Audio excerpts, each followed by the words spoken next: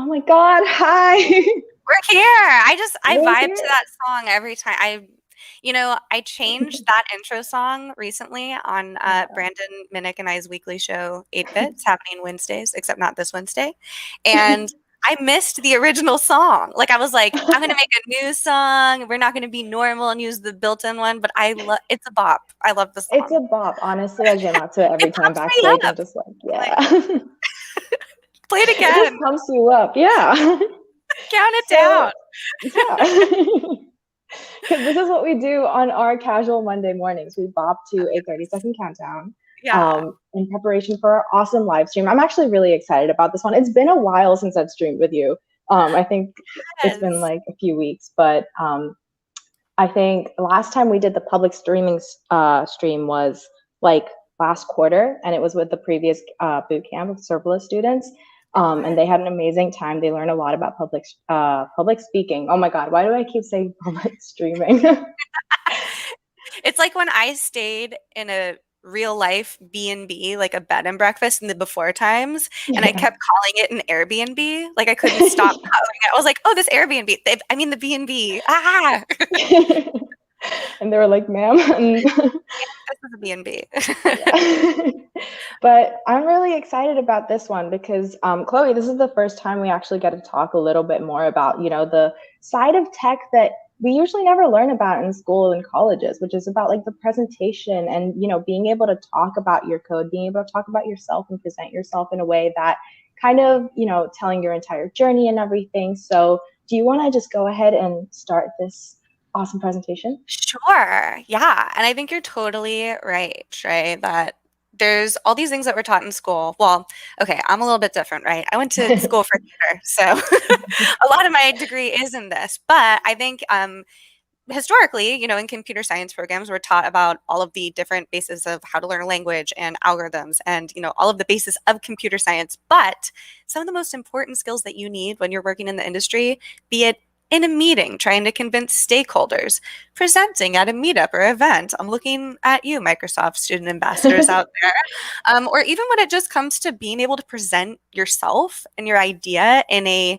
convincing, enthusiastic way that gets other people excited. I mean, that's my job with DevRel, right? Is to like get people excited and enthusiastic about using Azure. But I think even if you're working in a traditional engineering role or any part of technology, a PM, you need to be able to communicate your ideas. And if you're on stage reading your cue cards like this and you're very terrified, people aren't really going to take you that seriously. So it's a very undervalued, I call them Microsoft skills here at Microsoft.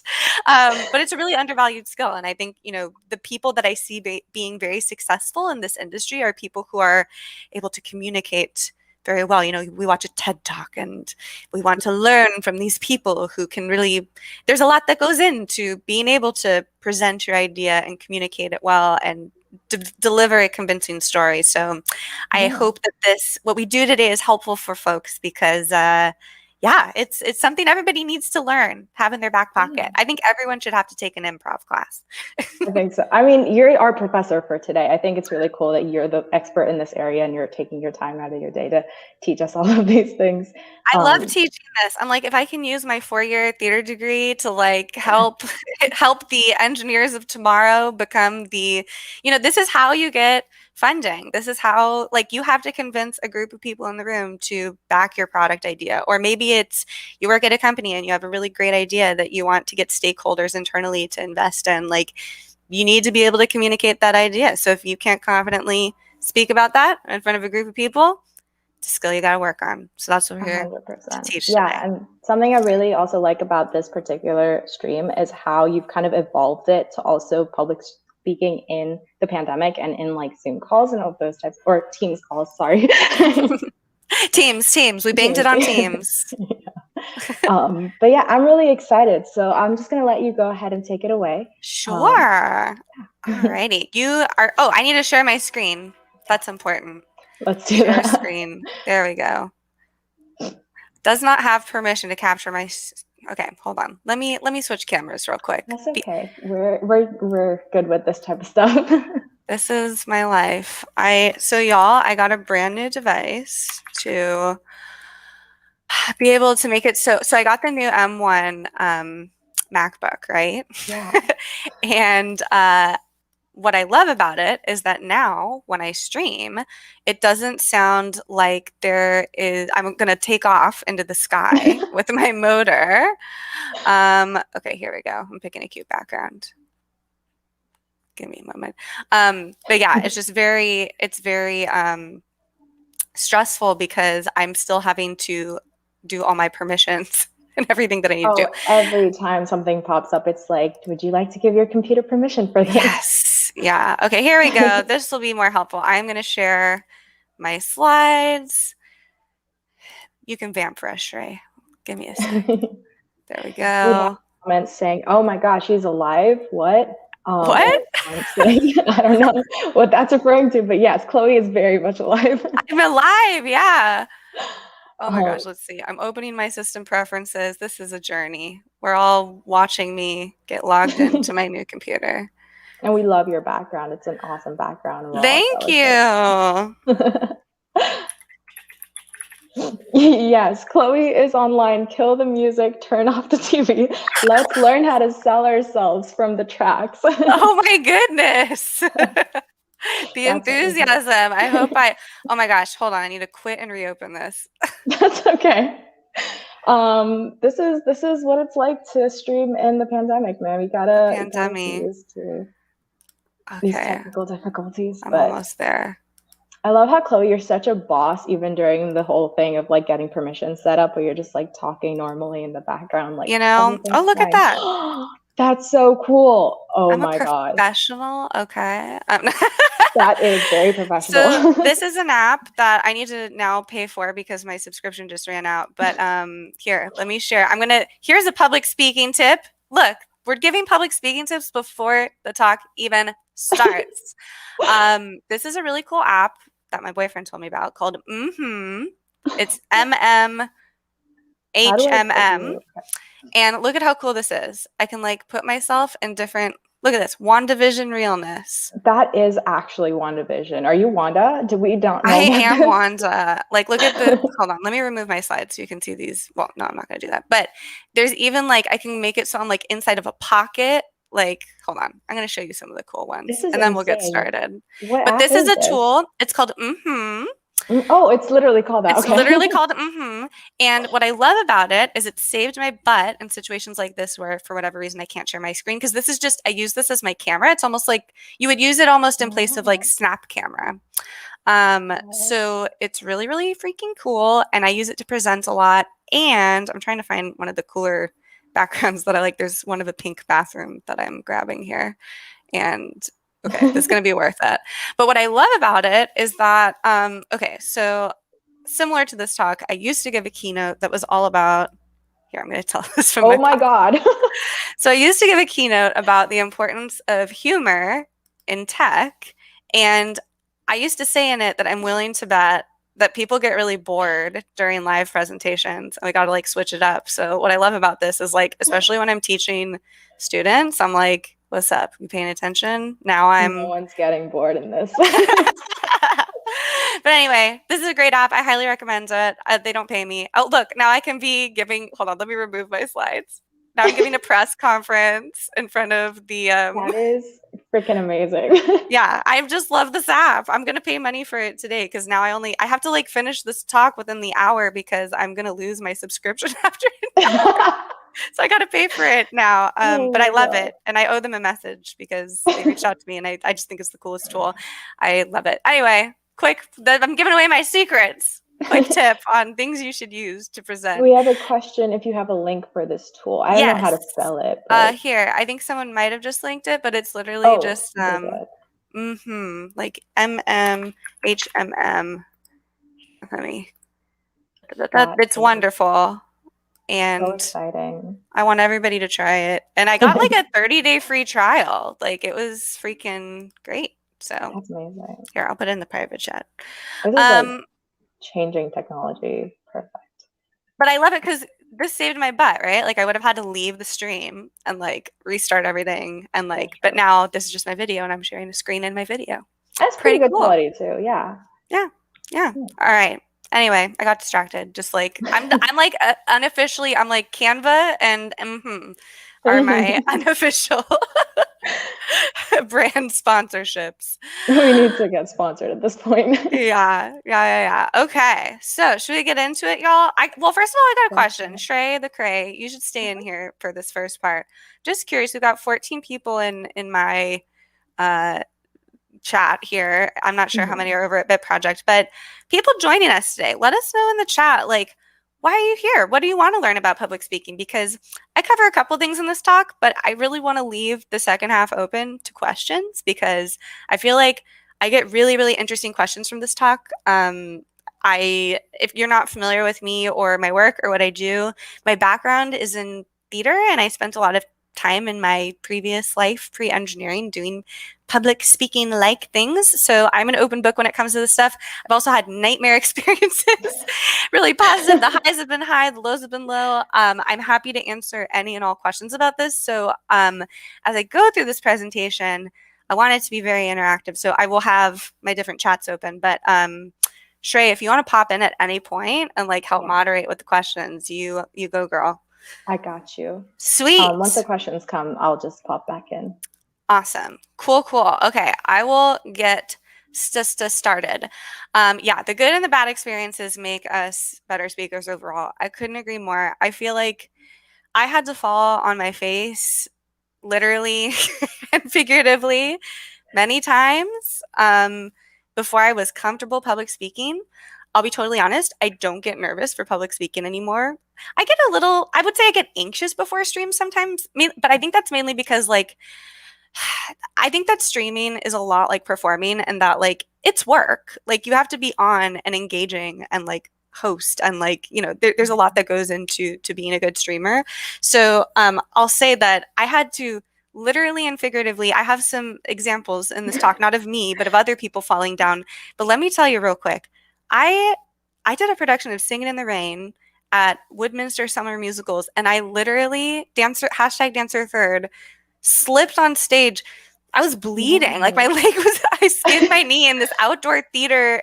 Nobody saw it but me. But like, there have been so many situations in my life where when it is happening to you live on stage, that like it feels like the biggest, worst thing in the moment. But I can assure you, and that's what we're going to get into this talk. Yeah, I bleed for the cause. That is true. I did bleed on a different stream recently. I think it's becoming a thing now. You're really putting your blood, sweat, and tears into everything. Yeah, but even, that's a great example too. I think that's a great like segue into this talk is even just streaming in itself like is a vulnerable act of like courage, right? Like it's totally public speaking, but to an audience you can't see. And Yeah. recently, was it with you, Shrey? Were we streaming Yeah. with you? It My was adopted finger stuff. Yeah. started bleeding on stream, and you can see me live on camera like looking around for like paper to like cauterize the food. I don't know what I was thinking I was trying to do, but like I think that my experience I can't tell you how many times as an actress I was left on stage, someone would forget their line, someone wouldn't bring a prop that was important, and I would have to improvise in the moment, and like the show must go on, right? And that's the same thing with bleeding on stream. You gotta, but like Emily Freeman on my team has this wonderful story about her giving a talk once, and right as she said the first line of it, the fire alarm went off. Like these things happen. Like Yeah. or if your demo doesn't go correctly, you got to know how to roll with that and how to like deal with those awkward situations because they happen. Like Yeah. it's the real world. Yeah. There's like a really good comment earlier about how like you're a Gok Turk, as Sam said, that they're a good listener, but not a good speaker. What do you think about that, Chloe? A good listener, but not a good speaker. Yeah, I think that public speaking is not everyone's thing, right? Like I love a stage. I literally have a degree that like I've spent a majority of my life on the stage, and I really love explaining concepts to people and speaking to people. But I think there's ways to be involved in the community without public speaking, especially during the pandemic. So many online communities. Twitter is a great place to be. Just being here in this Twitch stream is a really great place to be. There's other developers to network with in here, be it in the Bit Project chat or in on my stream. I think that there are ways to contribute. Like that aren't public speaking in your community. However, it is good to at least get to a point, at least in my opinion, if you're going to be interviewing, if you're going to, wanting to be leveling up in your career in some way, to at least be able to feel comfortable speaking in front of a small group to medium, large size group of people. I go into some examples on how to avoid the anxiety of kind of speaking. I know a lot of nervousness and like fear comes into that I'll go into my talk with that today. But I want this to be, I guess we'll make this less of a talk, more just kind of like an open dialogue about it. Like I want to make this more of a conversation with everyone. So this will be kind of a different format of doing this. Yeah, and I just want to add to that comment about being like a good listener. I've seen like a lot of other Twitch streamers who just like they talk really well, but they talk a lot and they might have guests over and they're not even listening to what's going on or paying attention. So being a good listener can be really valuable. And if you're like actively practicing to become a like public speaker, then that's a really good thing to have. Absolutely. And that's a big part of, my job now as a host. Like I do a lot of hosting and like there's a lot of skills that go into hosting things, right? You have to think quickly on your feet. You have to intro, outro all the people. There's like a lot of different spinning plates and things that go into that. Also like giving and taking, like improv is never one-sided. It's always a kind of a gift that you give and receive. So yeah, absolutely. We have a lot of questions. Do you want to start tackling them now, or do you want to do some presentations? Let's take let me see. I'll look at a couple of them here. What do you do if you mess up or if you get questions that you're not familiar with, even if those are on a domain of expertise? That is a great question. The most mind-blowing thing that was ever told to me by a manager / many, many coworkers is you're allowed to not have the answer to the question. Like that used to terrify me when I first started giving technical talks. I'm like, I'm new here. Like, I don't know what, like, don't ask me questions about this, but it's absolutely okay to say, let me speak with you after. I don't know the answer to that, but I have a colleague that can help with that. Like there's so many ways that you can delegate that question. Like you are doing a talk is a vulnerable act in itself. If you don't know the answer, you don't have to pretend like you know the answer. Like it is totally okay to circle back afterwards. I'm going to go into a couple of these things in my talk. So I'll start in this and then I'll come back to a couple of these, but I'm seeing a couple here now about like streaming setup.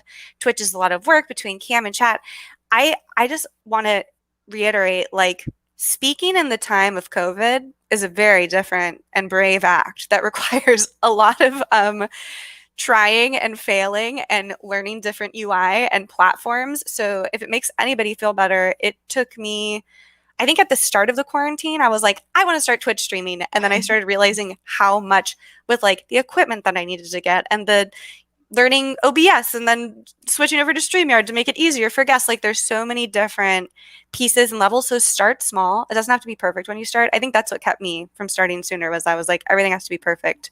I'm literally learning as I go with this. But yeah, I think that streaming can be a lot of emotional work that like I talk to a lot of coworkers at Microsoft and we all say, after we do an hour-long stream, we're useless. Like it's not like we finish a stream and then we're like back to work. Like we need to chill. It's like putting on a show. It truly is in the same way that you see, like Trey, you live code with Daniel all the time. Like having to be on and interact and deal with the chat. It's so fun, but it's work. Yeah. And I think it's important to remember that it's work and not to burn yourself out on it. Yeah. After I'm done with the stream, I just like turn the camera off, throw my laptop away, and I'm like, I'm like, give me a glass of wine. Because, I'm usually doing it at night. I'm like, please, I need to like chill for a little bit. Like I need to come down from it. And it's interesting because pre-pandemic or pre-Panera, as I keep saying, that was the same case for me with in-person meetups. Like I'm an ambivert, which if you're not familiar, I have a whole talk about that called how to or introduction to being an ambivert. Basically, I made a fake boyfriend app that got me out of awkward social situations because when I go to meetups or went to meetups and events in person, I have a social meter of how much like I can interact with people socially. Like I may seem like this very extroverted, social person, but like when I would go to conferences and events, meetups, like I'd do the event and then I'd go back to my hotel room and like hide under a blanket and like watch Seinfeld and like eat room service. Like I'm not, I've got to do it in really small doses. And I think, that's something that I've had to be careful with is burnout and in the pandemic. And you got to think about that when you're first starting out. I know there's like a tendency to be like, I want to do this all the time, but mental health, important. Yeah. This work. It's rewarding, but it's a lot of work. So take your time. Don't work. Yes, yes, yes.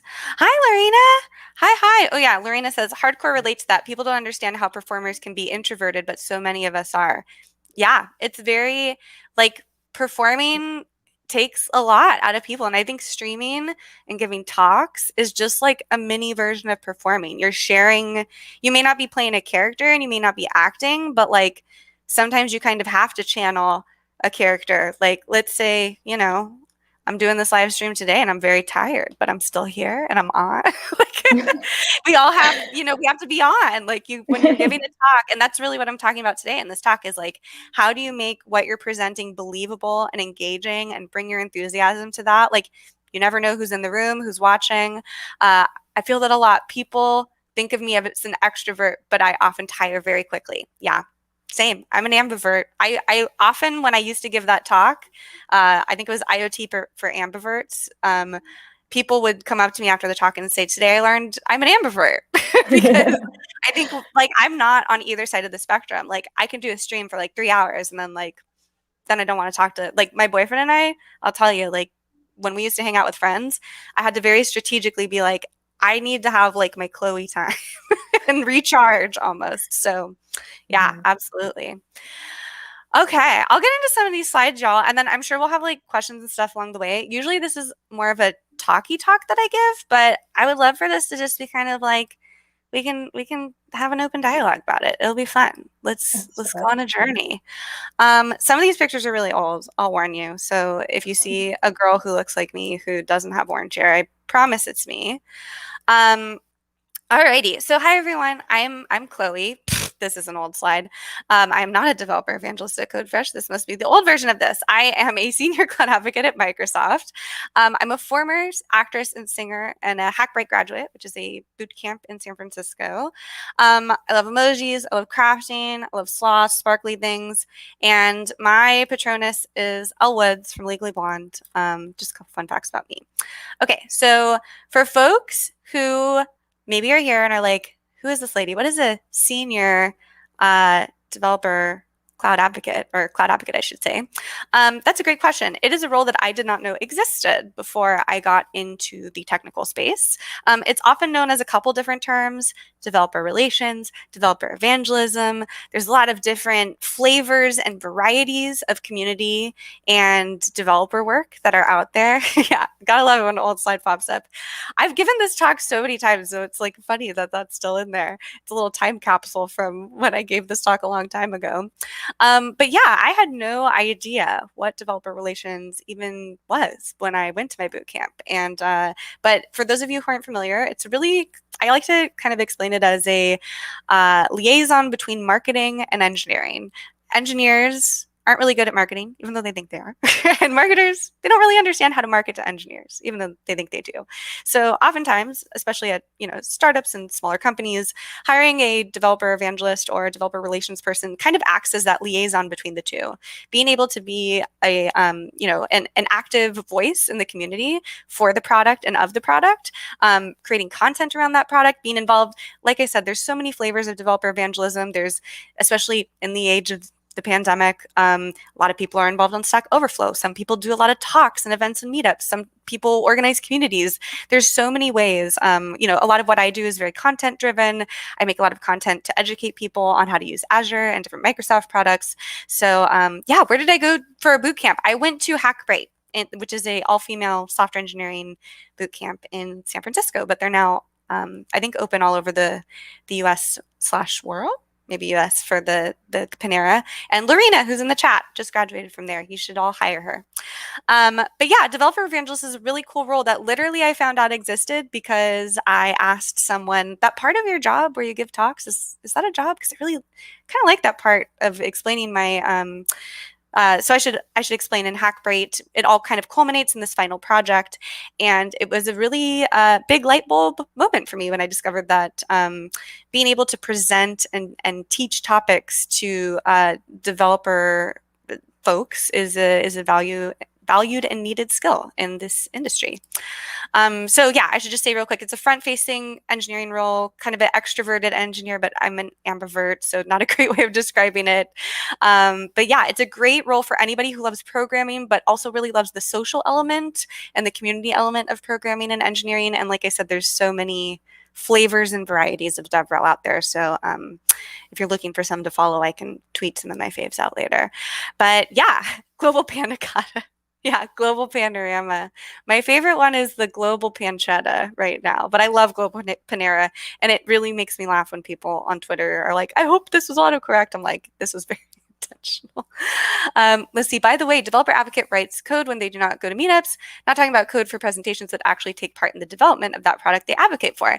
That's a great question. That really depends on the team. So yeah, I have worked at companies and worked in roles where I've contributed to a code base. I would say a lot of the projects that I'm building usually are individual projects or projects that I'm building with other cloud advocates, either that I work with at my company or externally at other companies. So I'm still coding and I'm still doing programming stuff, but typically it's for my own projects and examples. But I often contribute to a lot of open source things. So some of that is in my free time, but what's great about Microsoft is I have the opportunity to upskill and learn quite a bit here. So I'm dipping my toe into a little AI ML stuff here and there. So yeah, that really depends on the nature of the role and the company that you take the role at. But I've seen some very, very technical developer evangelist roles where like they're, constantly contributing to the product. And I've also seen ones where they're contributing to the doc. So a lot of variety and flavors. So to answer your question, yes and no. So yeah, this is little me with my dad. Doesn't my dad look like Tom Selleck, like with that mustache? He really is. He's been rocking the mustache for a long time. But yeah, how did I get over my fear of public speaking? Lots and lots and lots of practice. Truly, I've been doing this for a really long time, so I don't want to make it seem like this is something that happened overnight. I've been practicing much in the same way that many of you have probably been programming your entire lives. I've been doing this my entire life. So lots and lots of practice, having a positive mindset. Like I mentioned earlier, I've had so many terrible, weird, awful things happen to me on stage and technical presentations or even in theater. So being able to be resilient and not give up in the middle or after giving a presentation is important. Not thinking about other people. I'll get into this specifically a little bit more in this talk. Getting feedback, receiving feedback, knowing what feedback to take and what feedback not to take, and watching videos of myself, which can be really cringy, but so important to watch back and get a feel for how you're presenting and coming off when you're presenting. I want to tell a quick story. Actually, I'll do it on my next slide here. All right. So remember, y'all, this takes practice. I've been doing this a very, very long time. I've done some of the most ridiculous things on stage. Truly, I've had a face full of green makeup as an ogre in Shrek the Musical. I have roller skated with one skate, like I have in this picture over here, while singing. I've been in the Pirates of Penzance twice. I am no stranger to making a fool of myself on stage. So I want to preface this by saying I think a lot of my resilience and being able to recover from disastrous demos, yeah, as we have the comment here, the demo must go on. A lot of my ability to do this has come from practice. I'm 31 years old. I started doing this when I was 4. So this is not something that happens overnight. This is something you need to cultivate and practice just like you would programming. So remember that as we dive into this. Okay, so why is public speaking so scary? Tell me in the chat why you think it's so scary. I'm curious what makes other people scared of public speaking. Here's a couple that I've found from giving this talk before. We're scared of messing up. Having a bunch of people watch you is super intimidating. You can never predict what will go wrong. That one I think is, like the question we had earlier about like how do you prep for questions that you don't know the answer to, like the unknown is really scary for people I know. And it's not something that we do every day, unless you're me and you love doing this and you do this every day.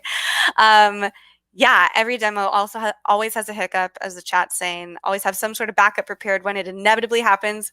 We're gonna get to that. That is a great tip. Fear of judgment. Okay, yeah. Thinking, what do I know? Why would anybody listen to me?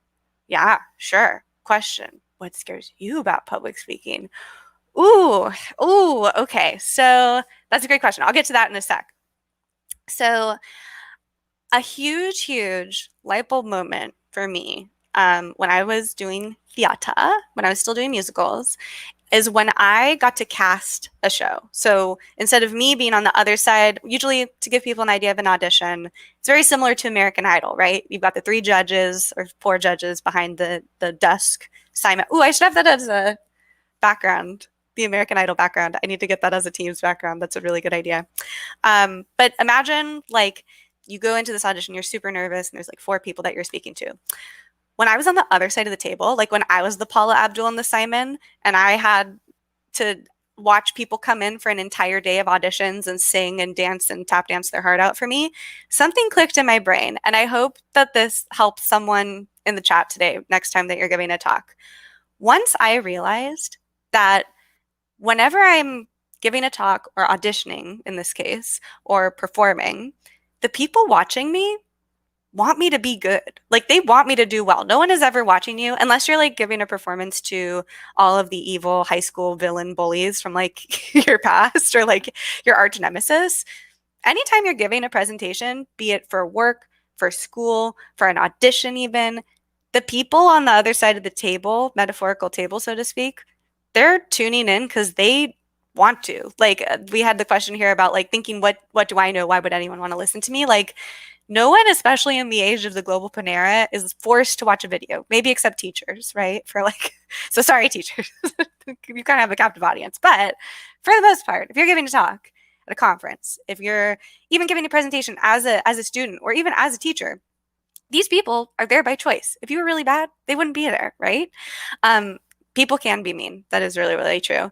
But I think that's important to keep in mind when you are giving a presentation that everyone wants you to do a good job. No one wants your demo to fail. No one wants. So here's an example.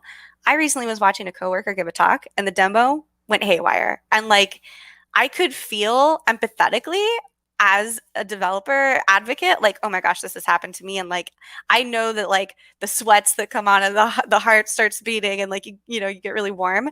But like, as I was watching it, I was like, oh, that's fine. Like demos don't. So I think it's important to keep that in mind, right? Like to keep in mind the stakes, like everything's okay. One time I had my costume rip, like I was wearing this vintage dress. It ripped from like here to here. And to me, I lost my mind, right? Like I was like, oh my God, everybody saw that. Like how embarrassing. Nobody saw it. The costume designer was sitting first row, didn't even notice it. So sometimes these things that happen to us while we're giving presentations happen in real time to everyone else, but like slow, excruciating motion to us in our brains. And we escalate it so much in our head. So remember that, keep that in mind. Um, let's see. I took a public speaking class in college. I've always been shy, so it was horrible. Yeah. Well, I think, hopefully this what I'm going to go over today will be a little bit helpful. Does anybody in the chat have an embarrassing public speaking story that they want to tell? I'll tell a couple. Just to break the ice here. So this is a picture of me in Singing in the Rain. This is the production I mentioned earlier. I'm not a dancer. I've never claimed to be a dancer. I'm a terrible dancer. But for whatever reason, I kept getting cast in these musicals where I was forced to dance against my will.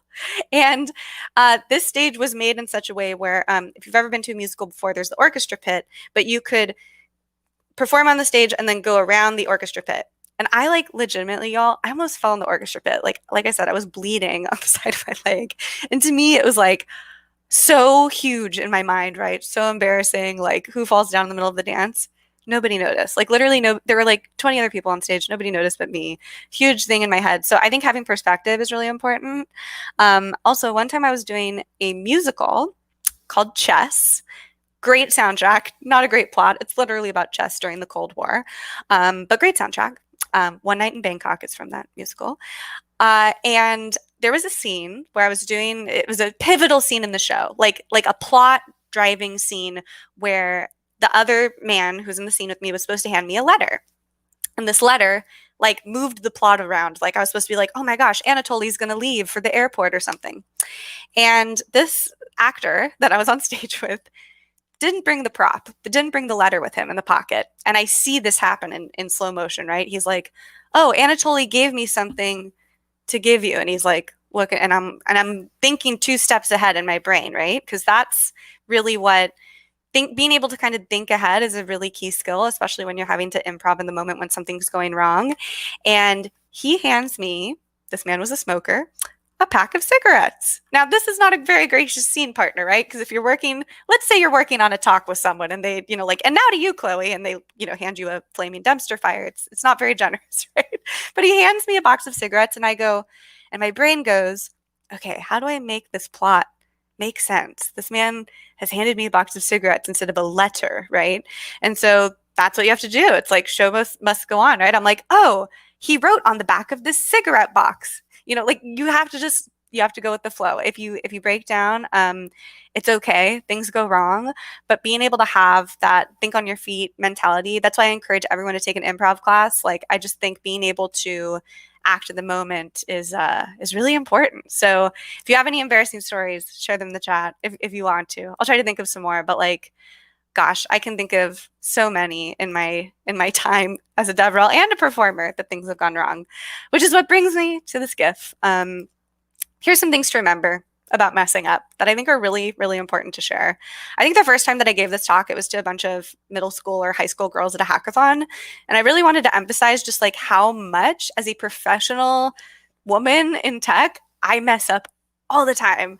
Messing up is out of your control. Sometimes things are down, surfaces are down, the demo doesn't work. All you can do is your best. You can practice, you can get feedback, things go wrong. It's important not to kick yourself, to learn from your mistakes. And it happens to the best of us. Oh my goodness. Like there's some really famous bloopers out there that I highly recommend checking out. There's one where like Bill Gates is demoing something and gets a blue screen of death. And like, even in just, there's some really fun, well-known public speaking mishaps that I'll share in this talk. But truly, everyone has their moments in public speaking. Even Beyonce messes up. I really mean this. I have 2 YouTube videos that I usually show at this point that maybe a little bit, you know what? I'll save them till the end maybe, but they're a little difficult to show during the presentation. But here's one. Here's a GIF. Here's Kelly falling down during a Beyonce set. What I love about Beyonce, actually, you know what, y'all? I'm gonna see if I can, in fact, share this because her recovery really is what makes it. And I am gonna get those links up here in just a sec.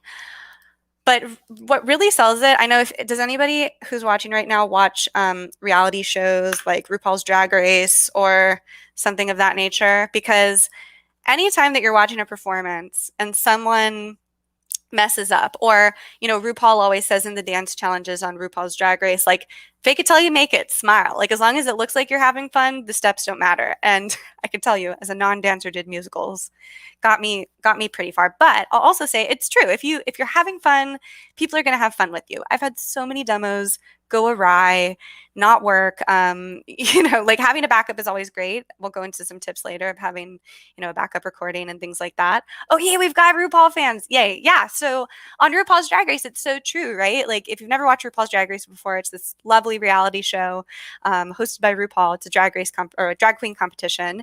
And so many of the times there will be these people who are like, I'm not a dancer, I'm not a singer, I'm not a rapper.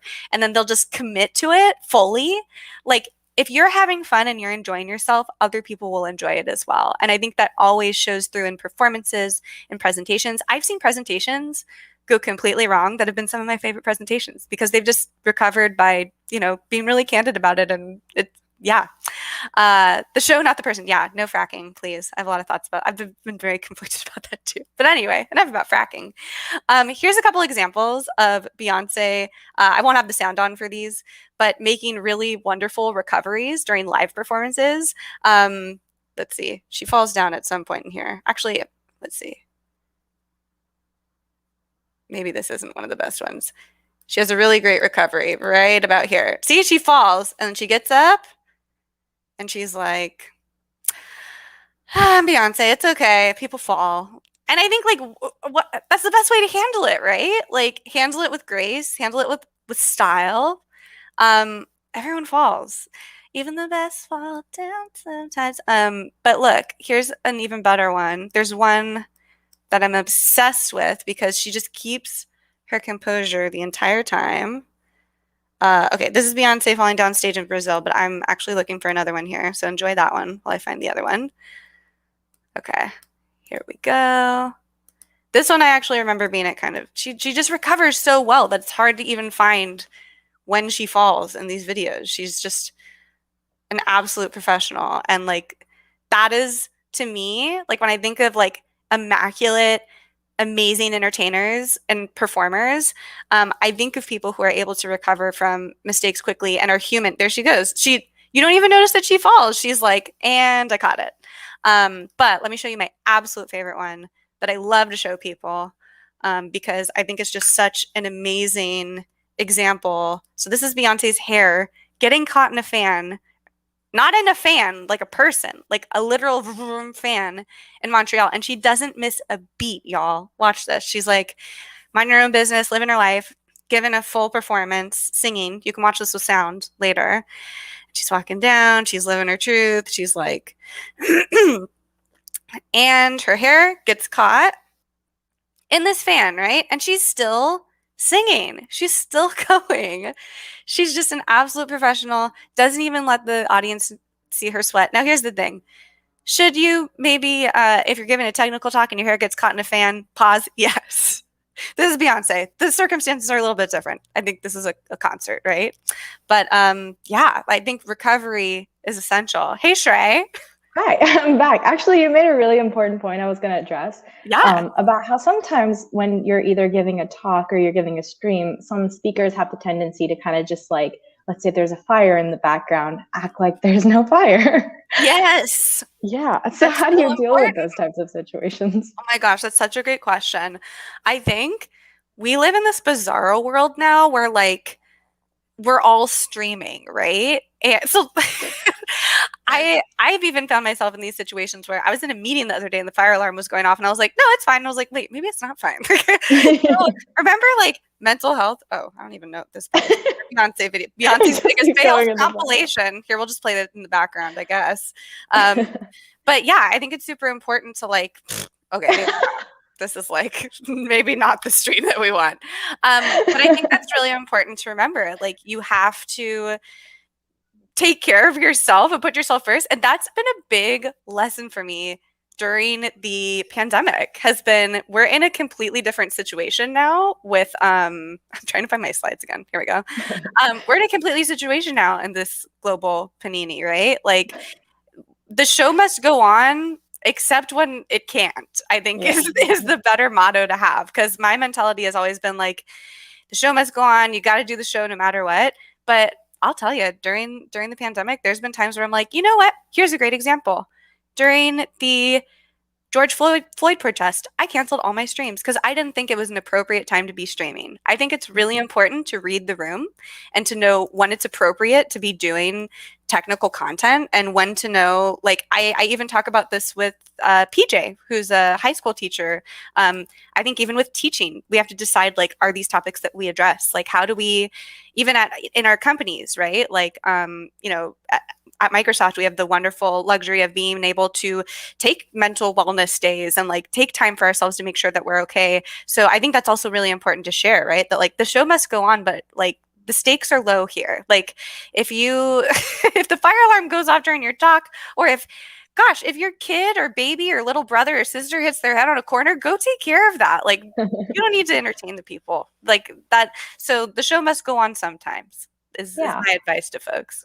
Yeah, the show must go on. And just to add to that as well, it's like if something's happening, and even if you don't actively have to like go out and like stop it from happening or like do something about it, it's okay to address it because your audience can see it. They know exactly what's happening. Like when I was bleeding on stream, like that's the perfect example, right? Like I was like, hey y'all, I'll be right back. I'm straight up bleeding. Like take care of yourselves. Like I'd be concerned if you were bleeding and you just sat there like, yes, let's talk about, you know, C++ and oh my gosh. And especially like while we're all working from home and working remotely, I can't tell you how many times, I mean, I gave this Pluralsight talk early in the Panini where my sound didn't work for the first 5 minutes and I was debugging sound and it was like super embarrassing because it was this big event and it was literally because I don't use Zoom because I'm a Microsoft girl and I just use Teams all the time and didn't, the audio thing's different and weird.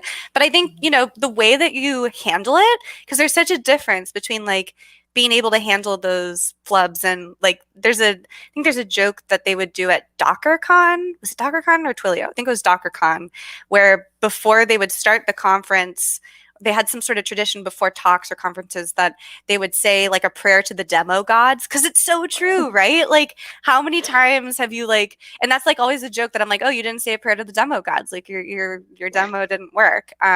So quick pro tip that someone mentioned earlier, and I think I mentioned later in this talk, is have a recording of your demo. Like that's what we always do at the Bit Project folks when we're presenting.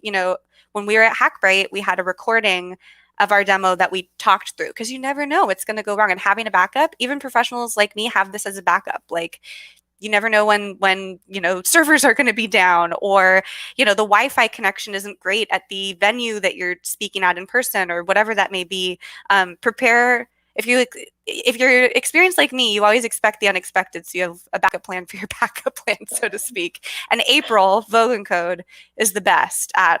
She taught me that. She's like, she's got backup plans for her backup plans for her backup plans, and yeah, just like always expect that what you think will go wrong is good advice when it comes to live demoing things, for sure. We do have another question that came kind of earlier, which was, what advice do you have for someone with an accent? This is a great question. I struggle with this with talking too fast, and I need to pause more. So we all have things that we can work on. Here's the thing. It's hard enough for some people to give a talk, let alone give a talk with an accent. Like I have so much more respect for people who give talks with accents, because I can only give talks in one language. I could not give a talk in any other language. So I would say a really getting involved with different there's a lot of different communities out there, like Write Speak Code, a lot of communities that exist to help you practice your talks and get feedback on them. I personally never have any issues with accents. Something you can do, though, is use subtitles, or make sure that the bulleted points that you have in your slide are really clear on the subjects that you're talking about. But I've really, really loved Teams has a really great feature that does subtitles. I know with TikTok, that's been something I've really, really been appreciating, the accessibility element of that, just in general, of having that. But yeah, that would be, I say own it, because I wish that I could give a talk in any other language. So accents are welcome for me. And I love hearing talks in accents. So like I know that it's a very vulnerable thing to do. So I appreciate anybody who does it. Let's normalize accents. Yes, please. Oh my gosh. Honestly, some of my favorite speakers have accents. Like actually Amy Boyd, who is my coworker, has been hosting a bunch of stuff on Learn TV, and I love hearing her accent. It's in English, it's a British accent, and I'm a citizen of the UK, but still, it's like I love to hear my friend Diana give talks. I love to hear we have folks from Brazil who give talks on our team, and I really, really, what I love about working at Microsoft is how many accents we'll sometimes have in one meeting, and it just fills my heart with joy and love. You're having an identity crisis with your accent. Okay, well maybe we can help. I think that your accent's great. And I haven't even heard it. I think it's great. But yeah, I think that like you need to be able to recover really quickly and have a sense of humor and just like not panic. Everybody, if someone's watching you give a talk, unless they're your stuffed animals that you've like tied to chairs and like, maybe your baby cousin tied to a chair to like force you to watch your talk or something, like everyone's there because they want to be there, especially now, especially in the age of this pancetta, right? Like the people who are going to be in the room with you are either going to be your coworkers, who I hope love you and support you. If they don't, get out of there. You don't need, and anybody got time for that. Have a better company to work for. But you should be, I hope, presenting and giving talks and giving presentations to people who support you and want you to succeed. And if that's not the case, get out of that room. and find a better community or program or try to figure out what it is that is making that really difficult to be your authentic self in front of people. So I wish I had my Snapchat filter on to do my TED talk and that.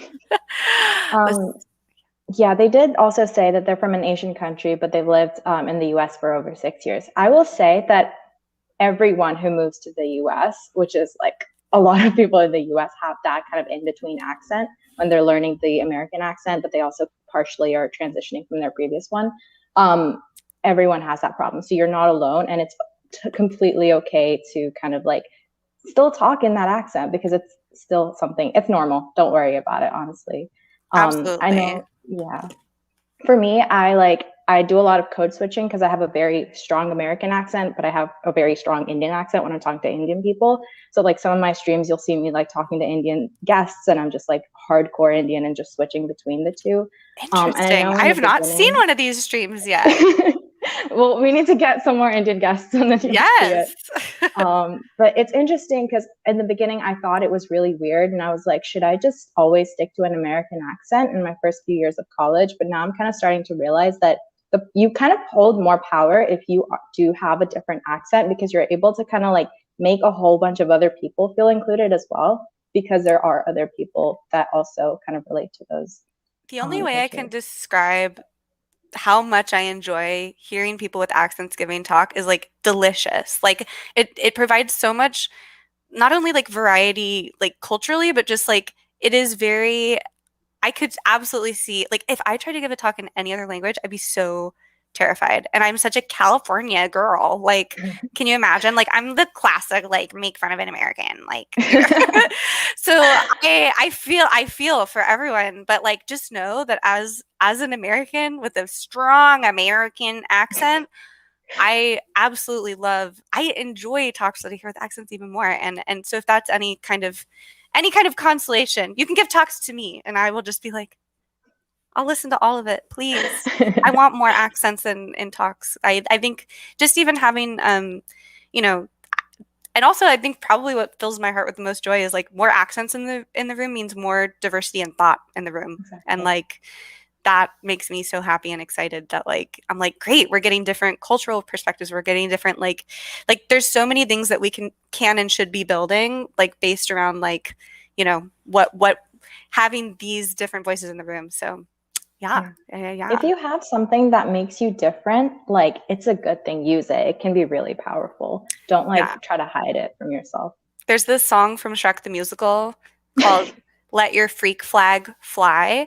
There you And go. there's a lyric in it that says, what makes us special makes us strong. And I really believe that. I think that like individuality and uniqueness and like if everybody was the same in the tech industry, it'd be so boring. And it already is very homogenous in a lot of ways, but I love the change that we see, especially with our students. Oh, we loved Shrek the Musical. I'm so glad.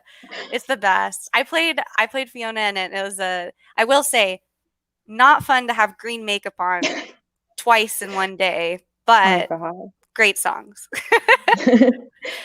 Yes, diversity does make us so much stronger. And like if we're going to build products for everyone, everyone has to be in the room making them. I really believe that. Like if everybody building the product is the same, white guy with Patagonia vest on with the same background and experience, like we're going to get the same product. So it makes me so excited that we have so many new learners with Bit Project and we love it. We love to see it. Okay, let's see. Here's a little audience here. I know I love to see people clapping and an audience of people. I know this makes a lot of other people really nervous.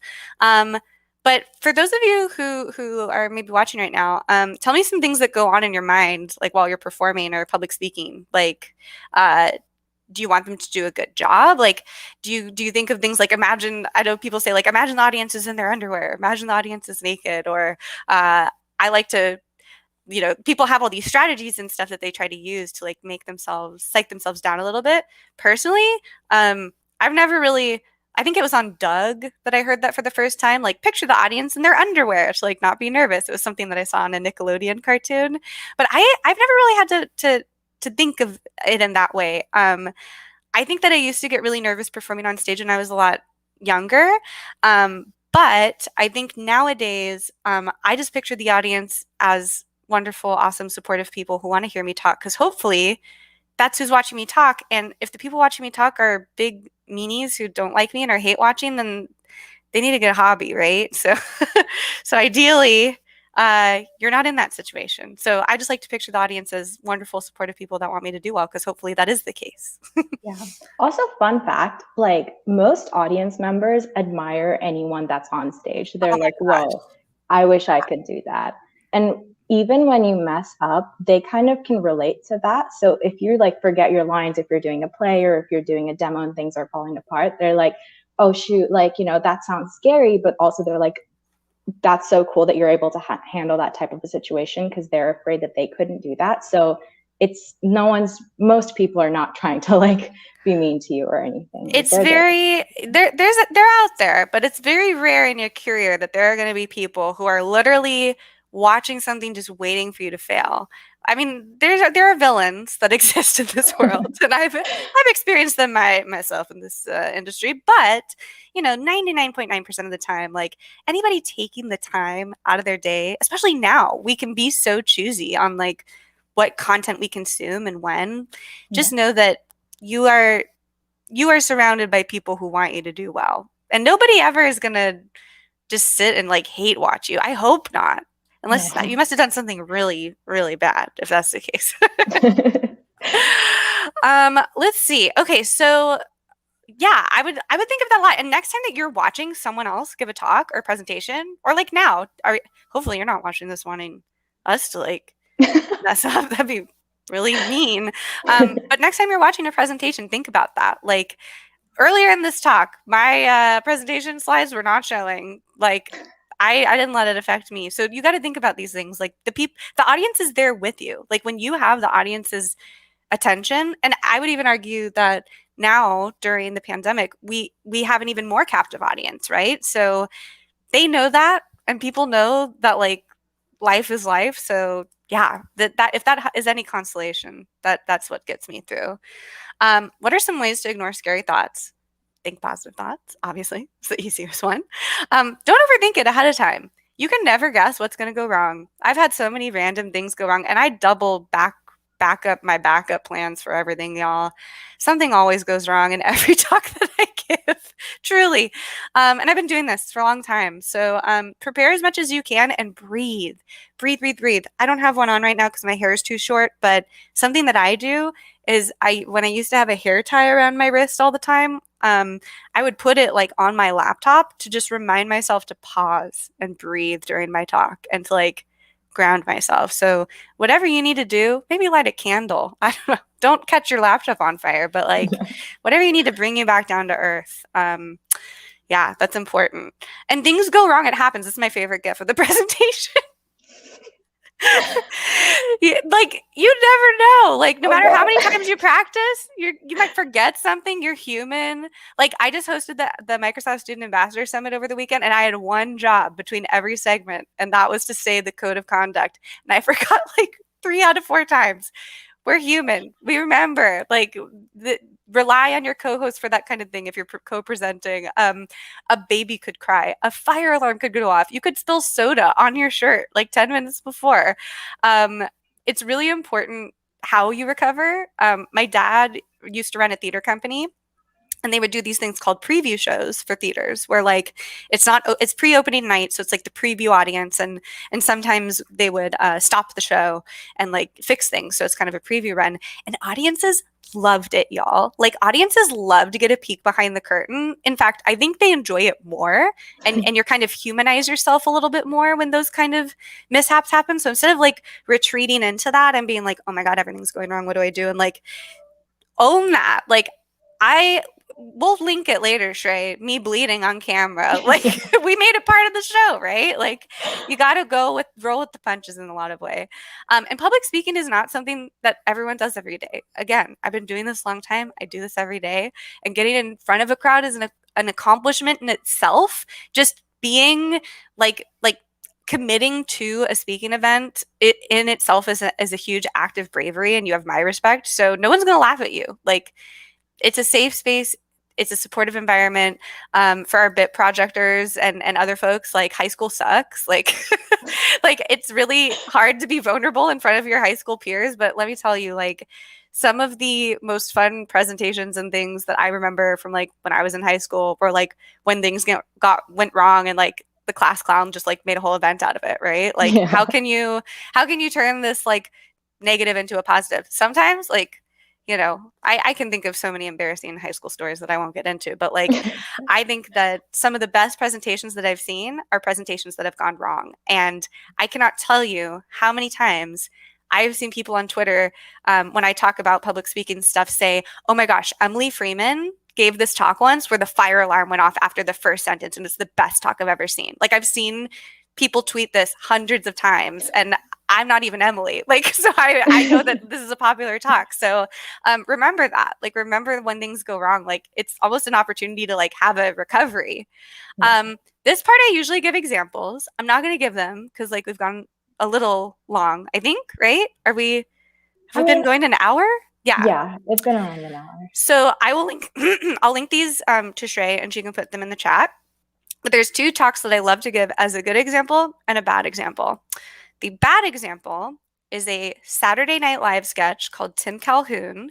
He's a character that was frequently on there, and he's a really bad, he's a fake senator who's a really bad public speaker, and he like holds his cue cards up here, and he like goes really slow, and he doesn't really engage with the audience, and so there's that one. I think that one should still work. And then this one, that's at 3:39 on that one is where it starts, and then there's this one of Elle Woods giving her final graduation speech in Legally Blonde, the movie. And I think it's important to note, like both of these speakers present themselves very differently. The way that you hold yourself, the way that you present really speaks a lot to, like if you're enthusiastic, that's contagious. If you give the talk like this and you like really don't want to be there and it's like, so this is my presentation on turtles and like that's a totally different vibe, right? Like your enthusiasm for it should show through in your presentation. You can learn a lot by watching other people. I learn a lot by watching other people's talks. I have seen talks before that I've like copied ideas from because I'm just like, oh wow, like I really like the way that this person did this. So watch a bunch of TED Talks, watch a bunch of technical talks, watch people that you really enjoy presenting, watch them give talks and like emulate them. Find things that you can use and learn from those folks. Confidence really is key. Are you excited to like be giving this talk? Are you excited to share what you've built? Let that come through. Like let it show and let it really like shine in your presentation. Practicing is important. If you have time, rehearse what you're going to say. Oh my gosh, all my talks, y'all go long, like case in point. So it'll probably go longer or shorter than you think. Make sure you practice timing. Make sure you, you can volunteer by, presenting at school events, at hackathons, at community online events right now. The more you do it, the more comfortable you'll feel. So there's a really, really great tool called, oh my gosh, what is it called? I use this tool every day. Hold on. CFP, hold on. Papercall. Papercall.io, I believe, where you can look for events to find call for papers. A CFP is a call for papers. If you are a gift from God to a community member, if you're like, hey, I have this talk on Azure Functions, like, go to your local event, right? If there's a JavaScript event, you're like, hey, I have a talk on blah, blah, blah. I'd love to give it. I mean, you're saving the organizer time by just like giving them an option. So if you're looking for opportunities, Papercall is a great place. I think there's also one that's like Global CFP or something. So there's a bunch of ways to seek opportunities like this to get practice in that are very low stakes, where you're not presenting at Build or Ignite or something. Being able to take feedback is super important. It's like soup. If you want to improve, taking feedback is really important. Sometimes audiences are different in different cultures. I know when I used to present in Europe, when I would travel abroad, completely different audience. Like comedy is very, very different there. So being able to read the room is really important. It can hurt to get feedback sometimes, but it's how you grow. And also a lot of feedback you can take note of. You get to decide what feedback that you implement. But here's a secret. A lot of adults don't know how to take feedback positively. I actually think it's something that I learned from my theater degree, being an actress for so long. You literally being directed and being an actress is being told you're doing this wrong, do it differently. And being able to take that feedback and not, have to push back. Feedback is a gift. So, be thankful for the feedback that you're given, and you can take some of it, you can take all of it, you can take none of it, but you can really learn and grow from feedback. That being said, y'all, I've gotten such toxic feedback before. Like when I used to give big conference events, like nice to see a woman giving this talk, or like oh, like couldn't understand the things she was saying, talks too fast. Take feedback with a grain of salt. Sometimes people are just give feedback to give feedback, and can't please them all. So feedback is a gift that you can either take or use the gift receipt on, is what I like to say. Not workshop time. Takeaways. Public speaking. Oh, look, my thing timed out on, I need to pay for it. Okay, here we go.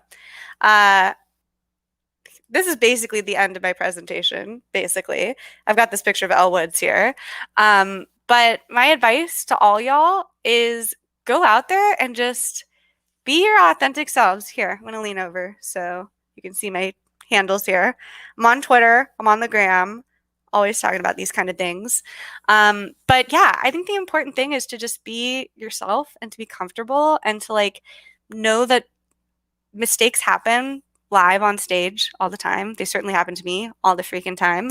And you can't control what goes wrong. So as long as you go in, you practice, as long as you practice, your mindset there is that these people really want me to be presenting. Oh, you like the Instagram handle? Yes, I should say my Twitter handle is @Chloe Condon. My Instagram handle is GitForked, GIT forked, which is an engineering pun if you're an engineer and a good place pun if you're not.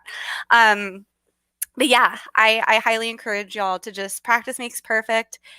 Things go bad. They go bad for me all the time when I'm presenting. But I think you're never going to stop having things going wrong in your live presentations. That's just life. But being a good public speaker is knowing how to respond to those situations. So that's me. That's not for me. I wish we had the TED Talk filter right I know, there. that's what I was just thinking. Well, you know what? Let me switch my camera because my subscription ran out on this thing. Also, can I just point out how seamlessly you handled that transition from the filter just falling apart at the end of the stream? Oh my gosh. It's it's happened enough times to me in my life at this point that truly, I'm trying to think of some of the more bizarre things that have happened to me. Here, let me switch to snap camera. While being on stream, I bled on stream recently, off my hand. I've had fire alarms go off during meetings, not during streams. Luckily, I haven't had one of those yet. Most of my mishaps, honestly, my answer to this usually when people are like, how do you not get nervous on stage? Once you've had to go on stage dressed as an ogress princess with green makeup on and tap dance in front of people, you kind of have no shame. So honestly, I've been in such weird situations on stage that I've just become fearless at this point. It's all experience at this point. Is there a name for none never rings on my doorbell? I don't get that. Let's see. Live examples on handling unexpected problems. Yeah, absolutely. And that is why it is so important when you are giving talks to make sure that you keep your cool, because you never know what's going to go wrong. Thank you for coming to my TED Talk. Good night. Okay. There was a random filter at the end of it too. I haven't quite figured out how to end it yet, so I just click on another filter. It's the best one out of. Oh my god, I love this so much. Oh man. But yeah, y'all. The thing is, I can teach y'all all day how to be a good presenter, but at the end of the day, here's the top 3 things that you need to remember. If you do these 3 things, your presentation is going to go great. Be enthusiastic about what you're talking about. Now, you don't have to have as much energy as me. Not everybody is on the Chloe level. But as long as you have passion behind what you're talking about, hopefully you have passion about what you're talking about, except maybe if you're talking about I don't know, expense reports or something. That might not be so fun. have passion about what you're talking about. Practice. Make sure you've practiced at least 2, 3, 4 times all the way through. And I think like remembering that like people want you to do well. Like if you just keep those 3 things in mind, you should be golden. I know it's easier said than done, but you make enough mistakes and fall on your face enough times and have your TED talk go awry. And bonus Chloe tip, if you can dress up as Shrek, a character from Shrek, and just paint yourself green, then you can conquer the world. I'm trying to think of like other funny, embarrassing things because like, gosh, there comes a certain point where like enough wrong things happen on stage that you're like, I don't fear giving a technical talk. Like I've had costumes ripped. I've had my heel break on stage and had to limp around. Oh. Gosh, I'm sure I'll think of like 100 after this, but yeah, you can just never predict what can go wrong. I've seen actors like fully forget their lyrics on stage before. I've never done that, but I always remember my lines. But yeah, I mean, I've seen people go blank and I've had to like fill in the blank for them. So it happens to the best of us. I've read books about Broadway performers who like, do the show for years and years and years and they're just like, zone out. Like it happens to professionals. So like you got to be easy on yourself. And also I should say for folks who are maybe tuning in who are interested in giving talks and applying to CFPs, I'll also say that like auditioning and rejection from auditioning gave me a lot of resilience in like applying to give talks. So if you're feeling like, oh, I want to give talks, but I got rejected a bunch of times, that's okay. I get rejected from stuff all the time. I just think like it's another resilience thing, right? That like you got to get a couple no's before you get a yes. And getting rejected for a talk or an event is not, it's a lot like casting, right? Like when people are putting together a show, there's only a certain amount of parts. I've been on committees before that have put together events. So if you ever get a rejection from a conference or a meetup or an event, it doesn't mean that you're bad or you suck or like your talk is terrible. It just means that you didn't fit in for that particular, show, essentially performance. Like that at the end of the day, maybe 20 different people submitted a very similar talk or like maybe someone with a little bit more experience. Like I can't tell you how many times as an actress I missed out on a part because like there were 20 other more qualified people who were auditioning alongside of me. So I get a lot of questions from people who are like, if I want to start getting talks, I just I the rejection just really doesn't sit well with me. Like that's just something if you want to get out there more, you got to get over because I get rejected for talks all the time, y'all. It's okay. And then just like if you get the opportunity to do something like streaming and like make your own opportunities in the meantime, practice, and then the next time you apply, you might have a better shot. So yeah, I think streaming, like live coding, streaming or streaming anything is such a vulnerable act. Like anybody out there who really wants to get practice with public speaking, gosh, stream some live coding. Like it's a multi-dimensional skill that like not everybody can do.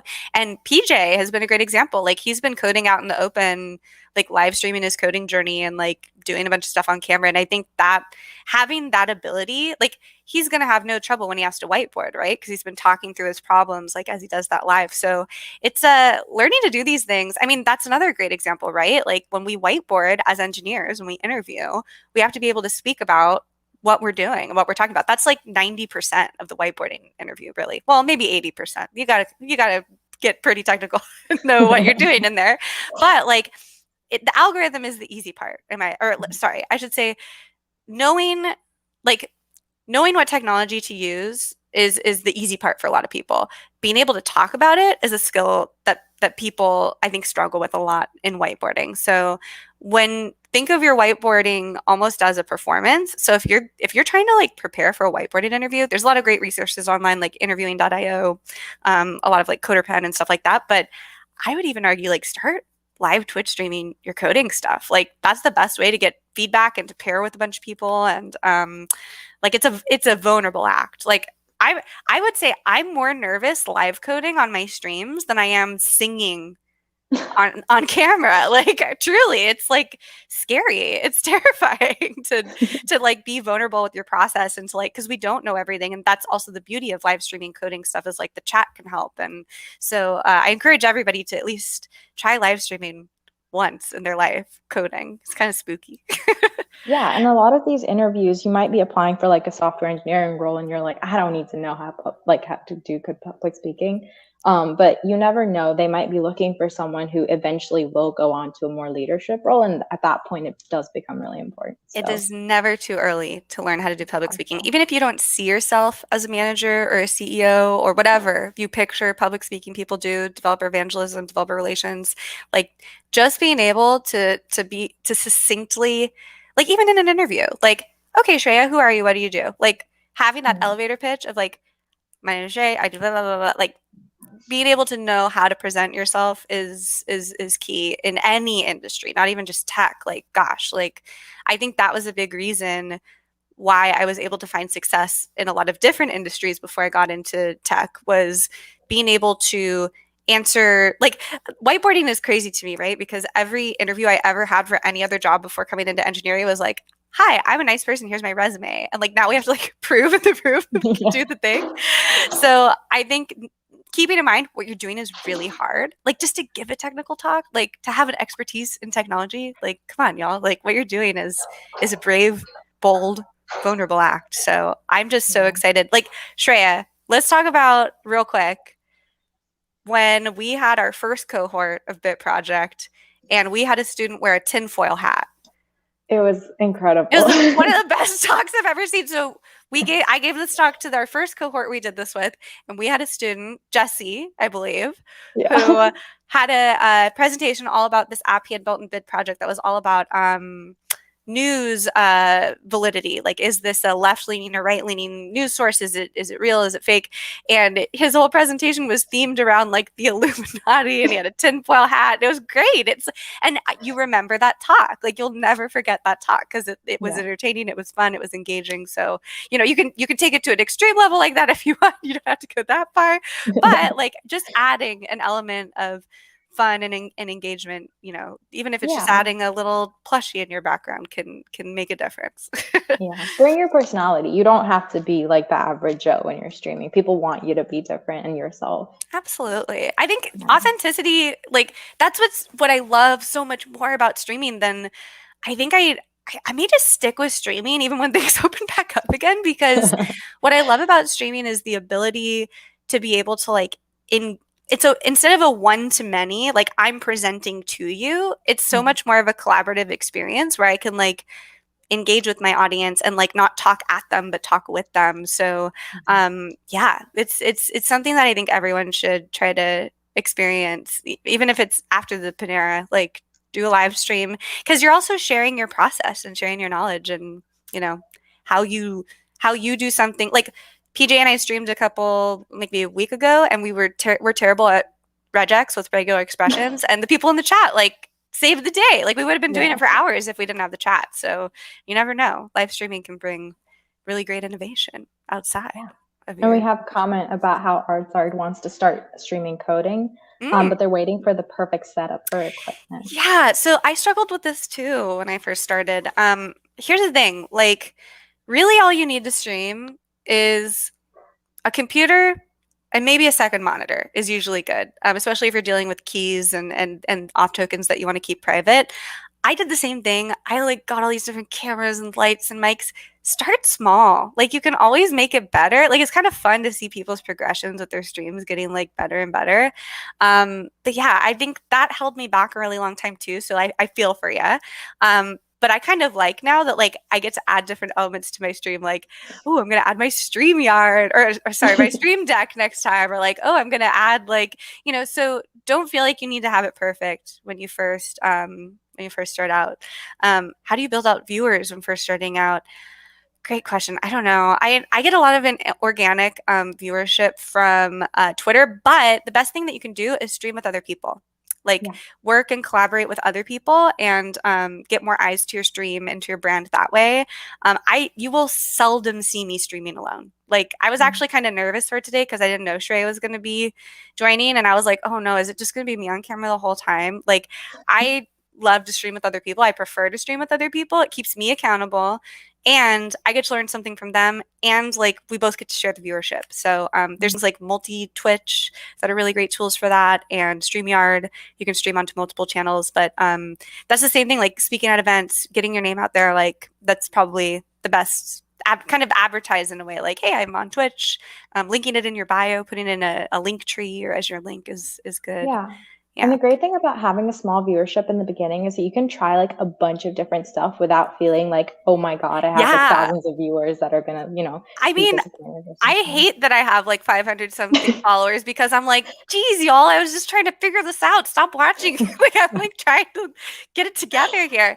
But it's true. I think that is like, I'm kind of envious of folks who start off with smaller following because you can kind of like test things out with your audience. And like, I'm behind. I need to make emotes and stuff like that. So like, no shame in feeling overwhelmed because here I am just like, oh my gosh, like yeah, but it's start small. Start small. Oh, thanks for the sub, Joe. Hi, Joe. But yeah, start small. You don't need to have everything perfect. Like I can't tell you how long I've had my Twitch set up for like doing crafting stuff, but just haven't done it because it doesn't look perfect yet. I'm probably just gonna start doing it tomorrow.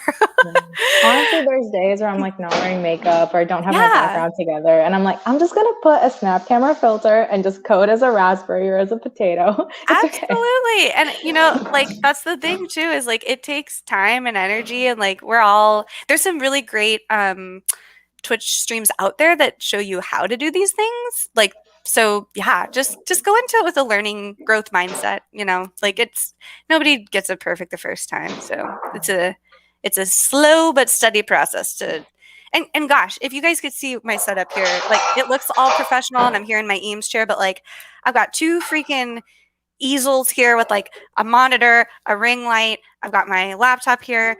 I've got two baby Yodas on the ground next to me. I've got like it's chaos. Like nobody's doing it perfectly. I assure you, we're all just learning as we go. So awesome. I think that's a really good point to kind of just like take it away. Thank you so much, Chloe, for joining us today and teaching us about public speaking. Thank you. I'll be back in like, gosh, we're back with Bit Project on my stream in an hour here. No, let's see. For the serverless one? We should promote this because it's about to Hold on. I'm going to check my calendar. Yeah, I will be going live with Adrian and Lorena in just a little bit. That starts at 5. So Mama's going to get a little walk in, I think. But yeah, we'll be finishing up and working on our serverless project that we've been working on with BitCamp. And that's so exciting. Yeah, y'all. See you very, very soon. Bye. Bye.